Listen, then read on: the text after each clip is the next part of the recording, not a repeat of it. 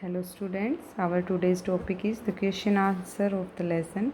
We are not afraid to die if we can all be together. Our first question is textual questions हैं ये. List the steps taken by the captain. जो captain ने step लिए थे to protect the ship when rough weather began. कौन से steps लिए थे कैप्टन ने?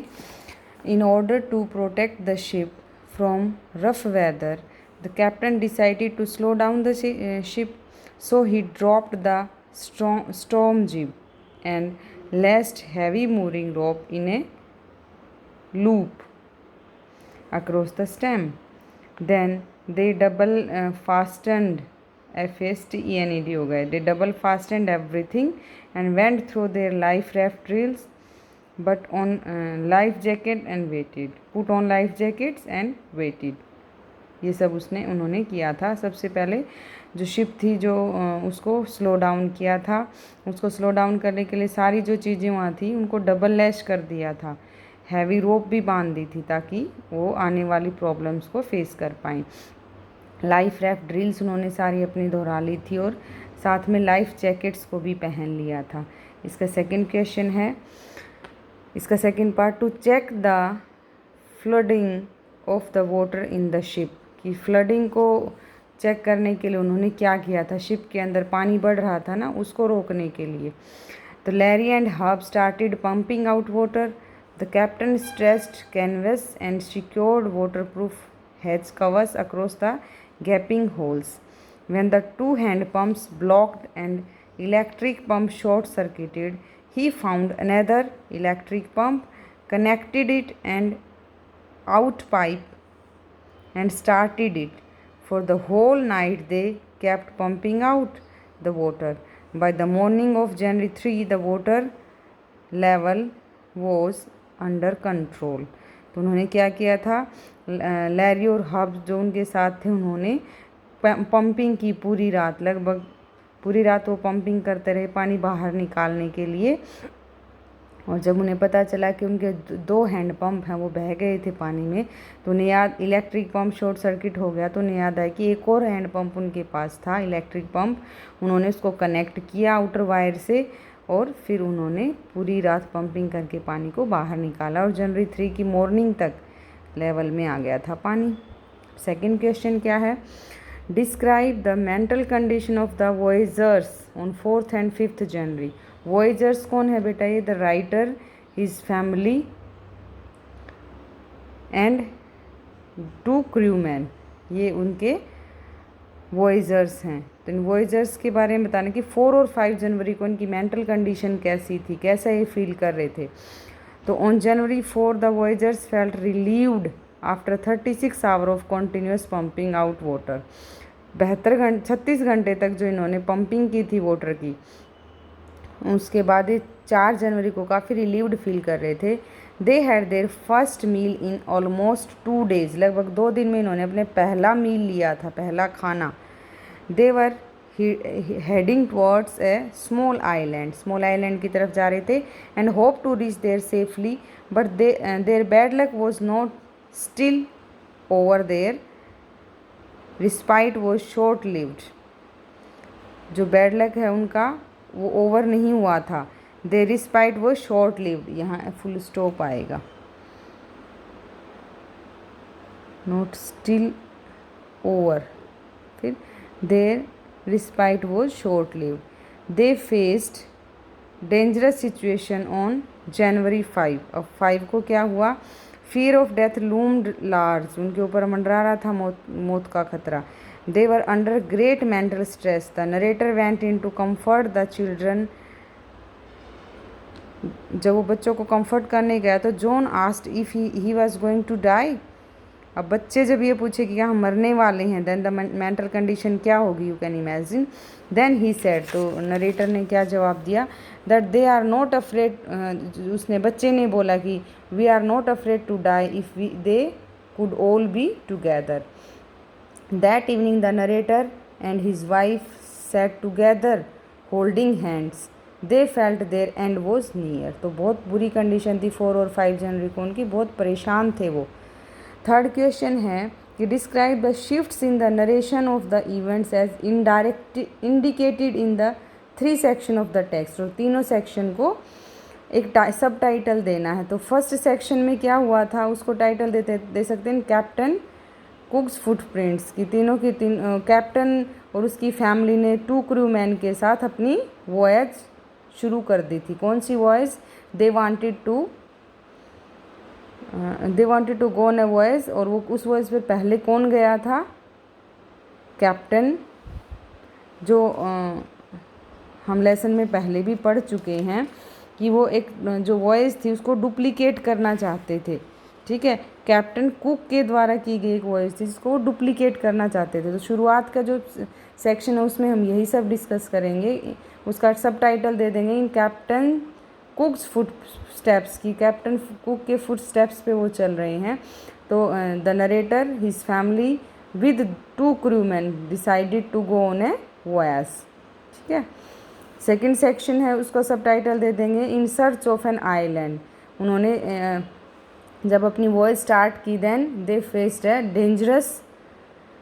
Dangerous waves and they faced many dangers, you can say.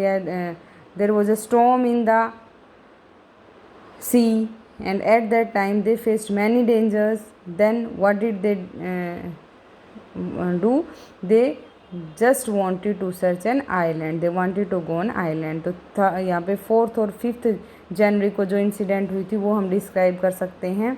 And third stanza में क्या है? Cheerful landing. जब वो आइल एम्स्टर्डम पे पहुंच गए थे उसके बाद उनका जो मोमेंट थे, जो उनकी मेंटल कंडीशन थी उसके बारे में उन्होंने चीयरफुल लैंडिंग की। After so many efforts, determination power, will power के बाद with their great efforts finally they reached at an island that's name is isle Amsterdam.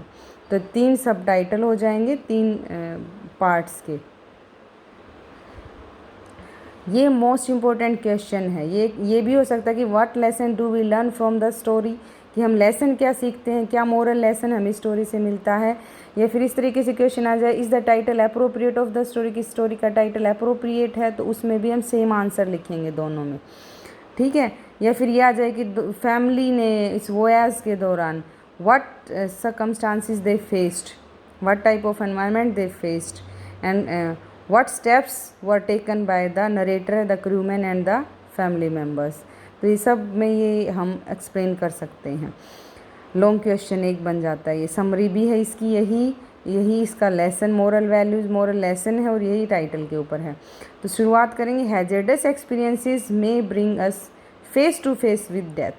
कि जो खतरनाक एक्सपीरियंसेस होते हैं वो हमें मौत का सामना करवाते हैं।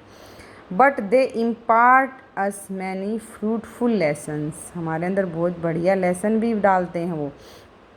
Life is not always a bed of roses, हमेशा फूलों वाली ज़िंदगी नहीं मिलती हमें, फूलों के बेड वाली। Every day we have to face many problems of life and such incidents teach us that we should face the hardships of life with courage, patience and optimism. Adversity is the true test of character and adversity is the best friend of the man, you can say। Adversity जो बुरी परिस्थितियाँ हैं makes a good man, वही अच्छे से अच्छा इंसान निकाल कर लाते हैं आपके अंदर से। Because the purity of gold is judged by putting it in fire। आग में जब सोना डालते हैं तभी निखरता है ना। इसी तरीके से इंसान जब परिस्थितियों का सामना करके सामने जो आता है वही एक्चुअल में स्ट्रॉन्ग ह्यूमन बीइंग बनता है। Fear is a negative feeling and leads to abject surrender to life। Such sailors lose the battle against odds in life। On the other hand, courageous and optimistic people comes victorious। Narrator is also a courageous and optimistic natured person who wants to duplicate the world voyage of Captain Cook with his family and 2 crewmen। He starts his voyage। During this voyage, they faced many difficulties and dangers। A storm came and their ship was damaged। Water started coming in। At first they thought that their end was near, but they survived in such circumstances only because of their determination and optimism। For 36 hours they kept pumping out water।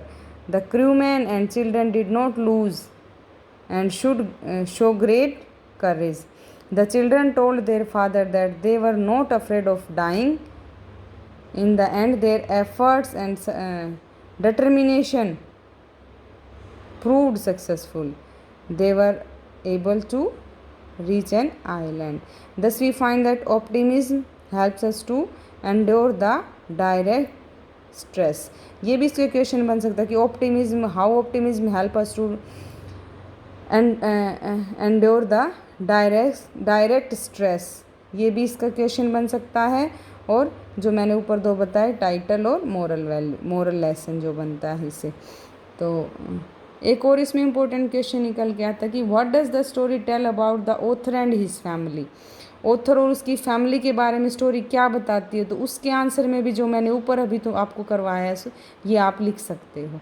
तो 5-6 questions को मिला के एक answer बनता है। इसमें कहीं से पूछ लिया जाए तो आप इजीली इसको लिख सकते हो।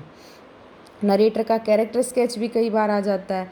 तो जब पूरी स्टोरी हमने पढ़ ली है तो नरेटर का कैरेक्टर स्केच भी आप इजीली लिख सकते हो कि वो एक बिजनेसमैन थे और क्या क्या उन्होंने कैसे कैसे ये जर्नी करने का सोचा और क्या क्या प्रॉब्लम्स फेस की। तो होपफुली आपको समझ आया होगा। अब इसके कुछ MCQs हैं, थोड़े से MCQs हैं जो मैं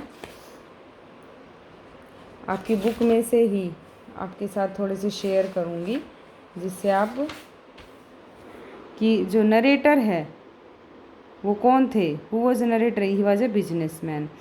तो क्या करना चाहता था, he wanted to duplicate voyage made 200 years earlier by Captain James cook.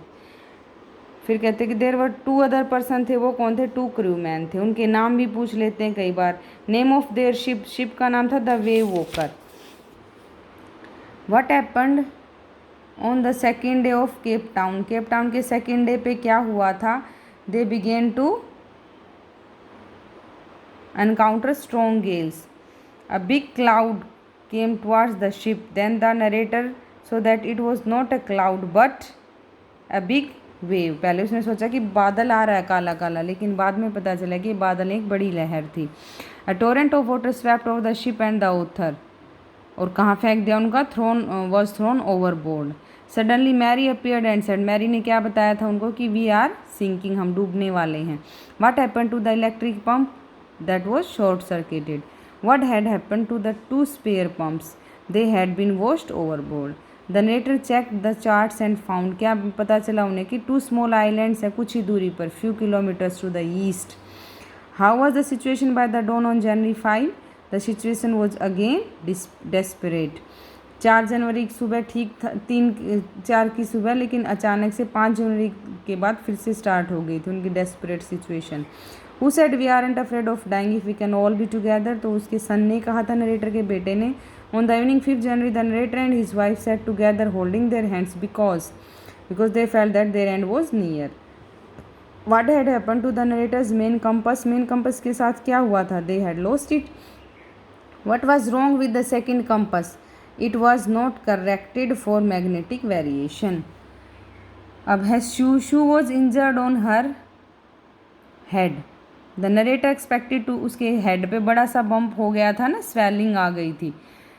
और आइलैंड पर कब तक पहुंचने का सोचा था उन्होंने, 5 बजे तक। The narrator climbed his bunk and dozed off, उसकी आंख लग गई थी। Who gave him the news that they were about to reach the island, his son. What was the name of the island, Isle Amsterdam. This island was made of volcanic rock. Who were the crewmen hired by the narrator, Larry and Herbie. What were the names of the narrator children, Jonathan and Sue? When did the voyagers land on the island? The next morning. कब landing की उन्होंने, next morning. How many inhabitants were there on the island, total कितने inhabitant थे उस island पे, 28। How many minor operation did the narrator's daughter have to undergone, जो छोटी सी चोट थी उसके कितने ऑपरेशन हुए, लास्ट में 6 माइनर ऑपरेशन हुए थे उस बच्चे के, तब जाके वो कहीं ठीक हुई थी।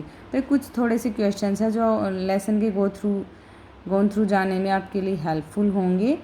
होपफुली आपको समझ आया होगा। Thank you, have a nice day.